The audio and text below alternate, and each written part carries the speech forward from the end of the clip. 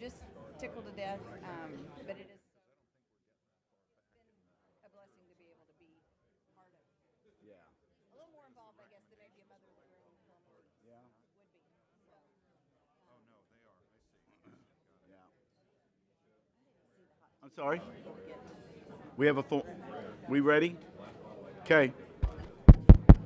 All right. Can I have everyone's attention and we'll get started. We are going to start with the Endowment and Management Committee meeting. Regent Argwal is unfortunately had an emergency, cannot be with us this morning, so I, as Vice Chair, will sit in his absence. So good afternoon, everyone, and welcome to our meeting. As Vice Chair of the Endowment Management Committee of the University of Houston Systems Board of Regents, I'd like to call this committee meeting to order. There are 5 items listed on your agenda today, 4 action items for the committees and the board's consideration, and 1 for information only. After each action item has been presented, I will ask the committee if there are any questions and call for a vote. If circumstances are warranted, I will call for a vote to place any items on the board's consent docket agenda for final board approval later this afternoon. We have 2 representatives from our investment firm, NEPC, Mr. Sam Pollock, partner, and Mr. Ryan Walter, senior consultant. Thank you guys for being here. I know Chicago is missing you today, but we got this beautiful weather in Houston that is welcoming you to this year round, just so you know that, especially in Clear Lake. All right.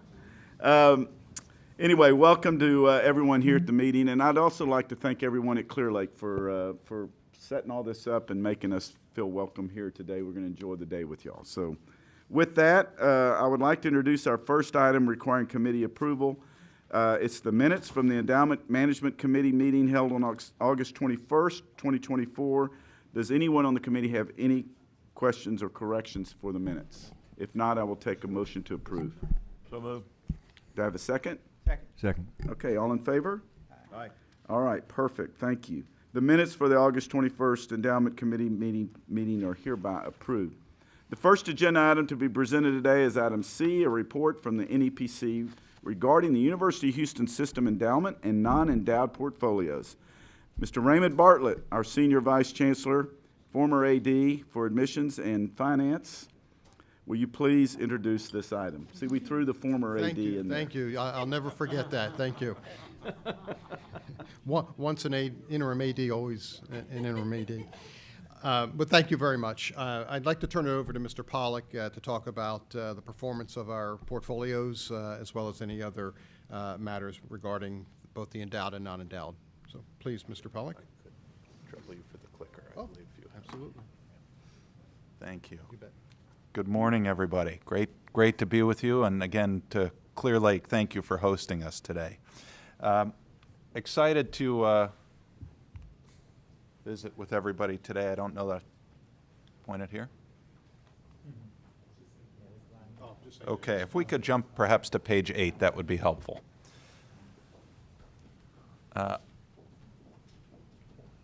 There we have it. Perfect. Thank you. Always fun to visit with this group, but I'll point out it's especially fun when we're looking at a 5-year return of 10% annualized. As you can see, really terrific momentum for the endowment portfolio, which is fast approaching $1.2 billion, a wonderful milestone in growth for benefit of the university and the system broadly. In the third quarter, the endowment was up 3.5% in a very turbulent market environment. We're used to seeing individual securities fluctuate throughout the day, but more recently we're used to seeing positive day followed by negative day and rinse and repeat. There's a tremendous amount of volatility in the market. Particular bright spot there was emerging markets, oddly enough, in the most recent quarter. However, that remains a relatively lighter portion of the portfolio given the risks inherent there.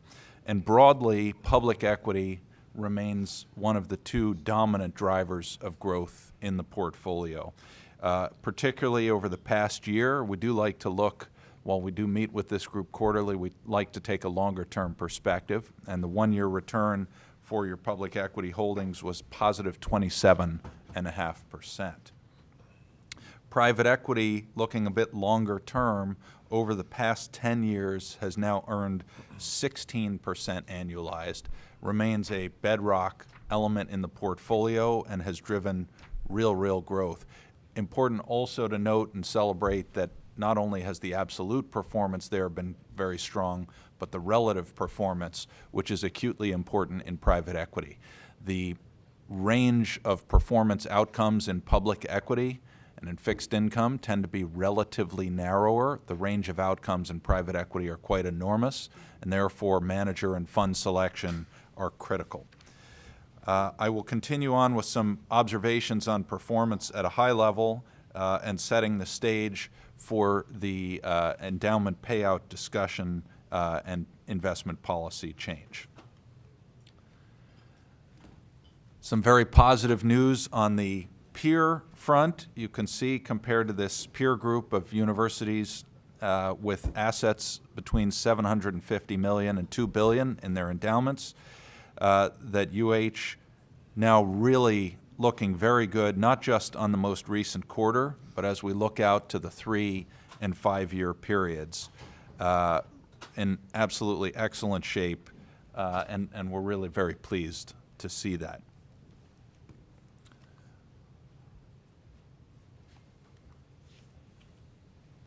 Variety of managers contributing meaningfully, including some that had short-term stumbles, seeing some very strong performance across the board. Specifically, one of the elements I wanted to highlight for the group was the long-term outcome, as I mentioned, in private equity. Across the long history of the endowment's investments in private equity, including the young and fairly immature recent investments, those now stand at a 1.8 multiple of invested capital, which you can see on this page here. Additionally, I thought it worth noting, as we've talked about the risk posture for the university many times in recent quarters, a quick look at the outcomes over the past 3 and 5 years. What this wonderful eye chart can show you is that UHS has generally taken on less risk than peers, as shown by being to the left of the midpoint of the axes there. And in the 3-year period, that's meant somewhat lower returns.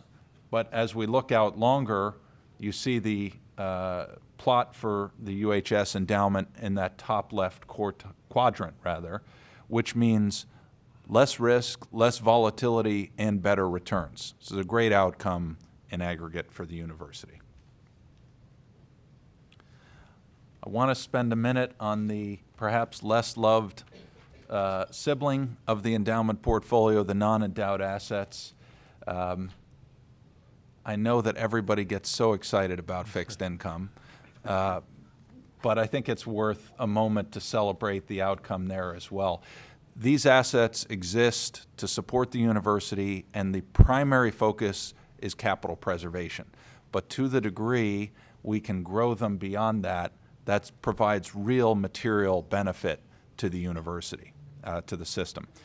I'll point out here that we worked with this group to think about the relative attractiveness of the two portions of this pool. The cash pool, which is in money market-like investments, and the liquidity pool, more traditional fixed income opportunities. For the 1-year period, you now see that the liquidity pool posted a return of 9.5%, as compared to the comparatively robust money market return of 5%. I mean, a few years ago, the idea that you could get 5% for holding cash was unthinkable. We're thrilled to see that, but you may recall we pivoted more into the fixed income and the liquidity portion. I think we were a little early on that, but it certainly hasn't hurt. It's been a great outcome, as I mentioned, in that past year. 9.5% versus 5.2. I'll just highlight 2 elements there. One, that 9.5% also includes manager outperformance. So your managers in that portion of the portfolio collectively have added some real value compared to just passive exposure there, which an index would have gotten you about 8%. So we're seeing some skilled investment.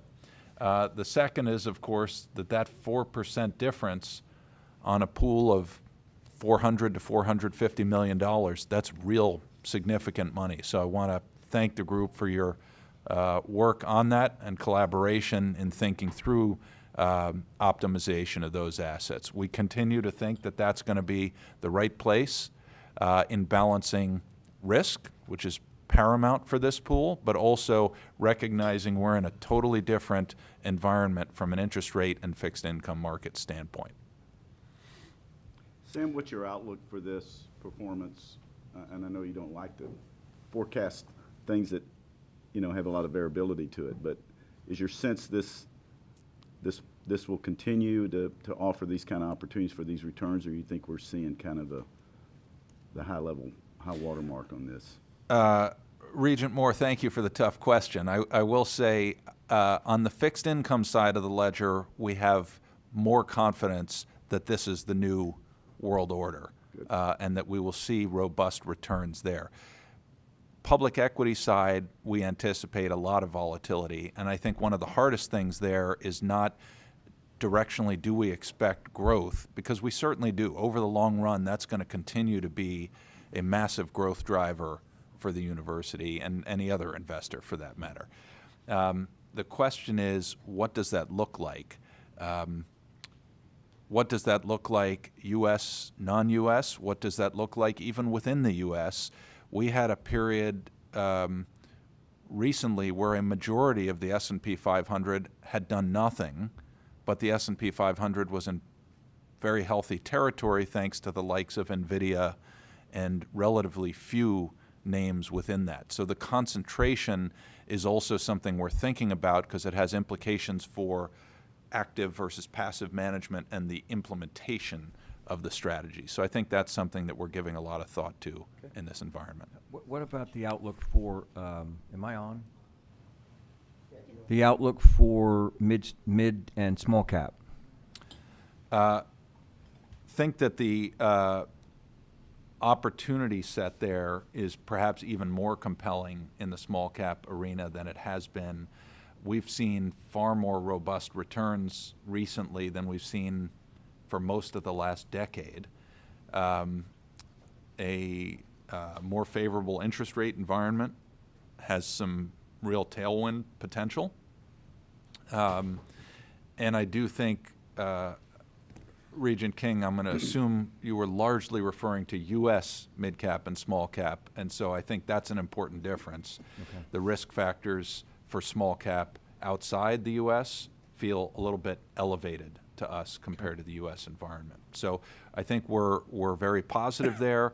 That's something that was not materially part of the endowment portfolio until relatively recently. And while it's been choppy, we saw actually one of your managers posted just for the quarter alone, I think, an 18% return. Yep. And that's Granahan. Very concentrated, very tech-centric, and it adds something pretty meaningful to the environment. So it's a question of sizing, but we feel the university is really well positioned to capitalize on that. So thank you.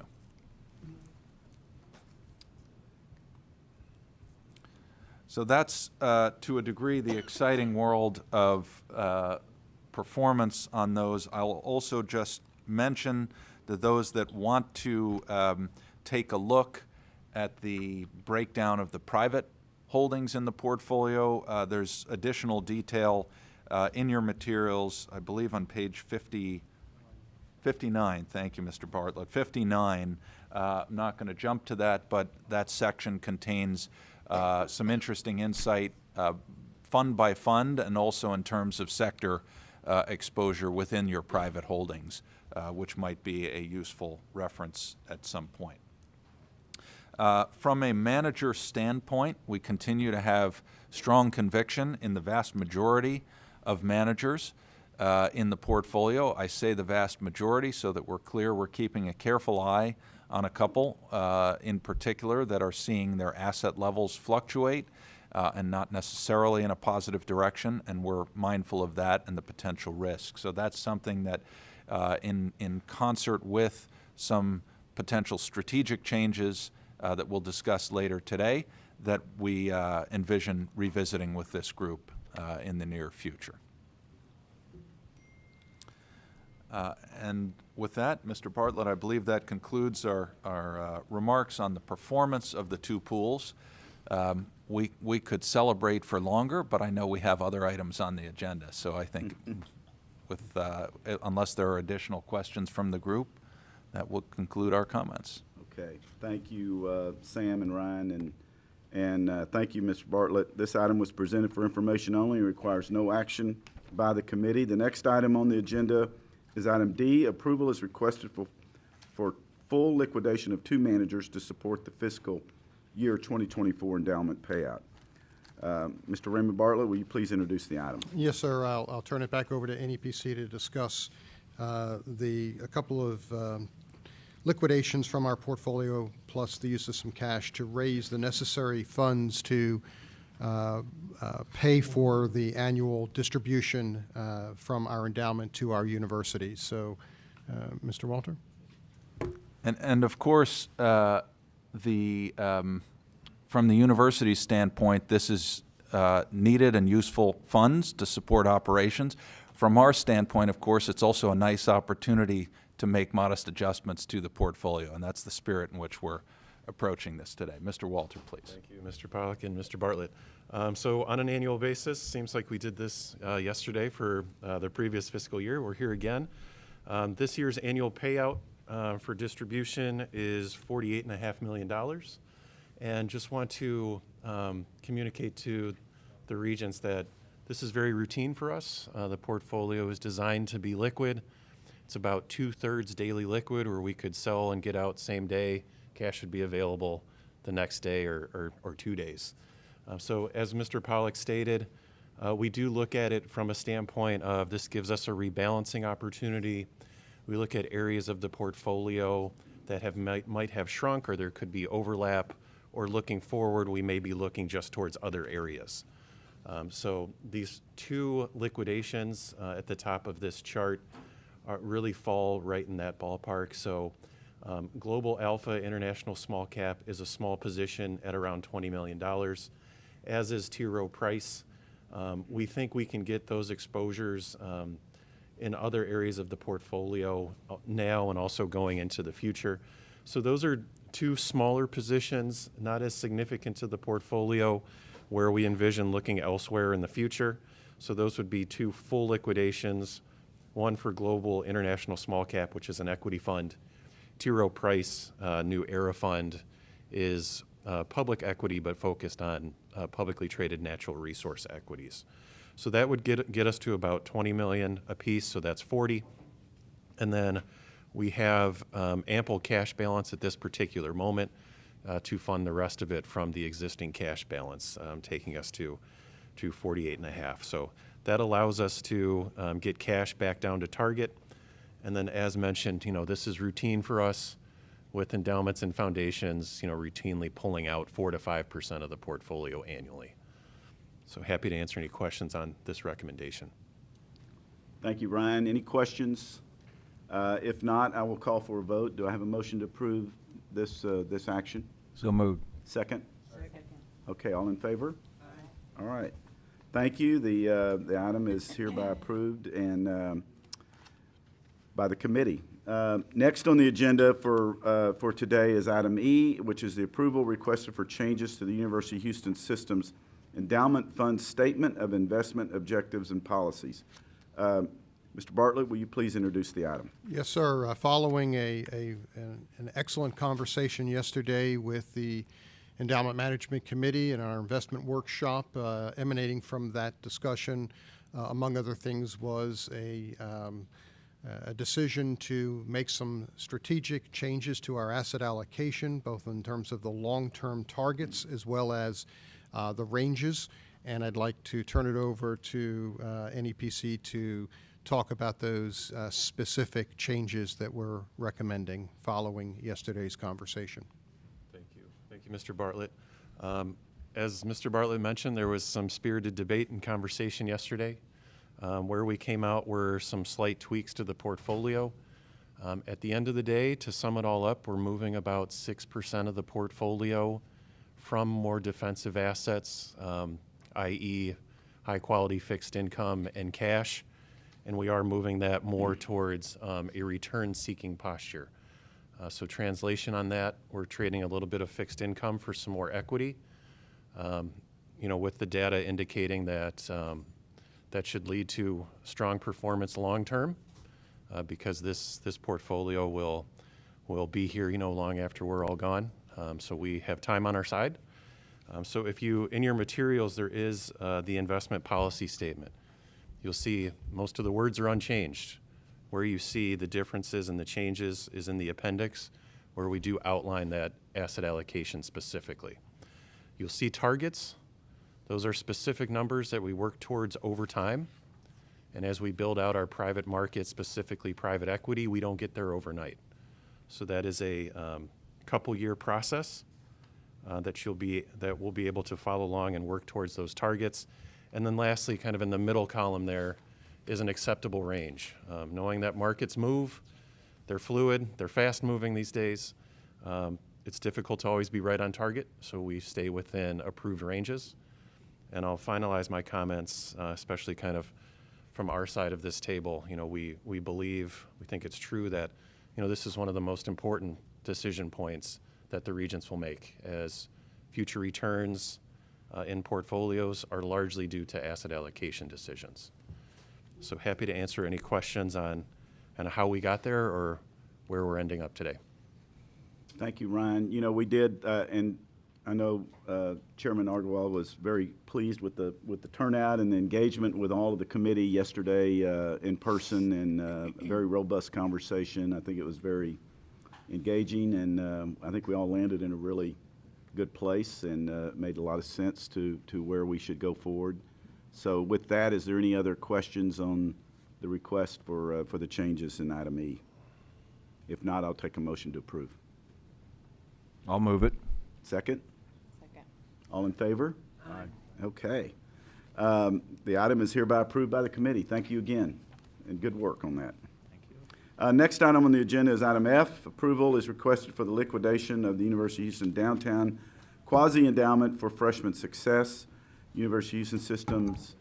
Mr. Bartlett, will you please introduce this item? Yes, sir. We are requesting a liquidation of a quasi-endowment. The proceeds will be used to support University of Houston Downtown's enhancing student success strategic goals over the next 2 years by providing academic success coaches, peer advising and mentorship programs, books and materials, and increased access to various technology, all focusing on student success. This particular endowment was created in 2002 with funds from a federal grant that was matched with university resources.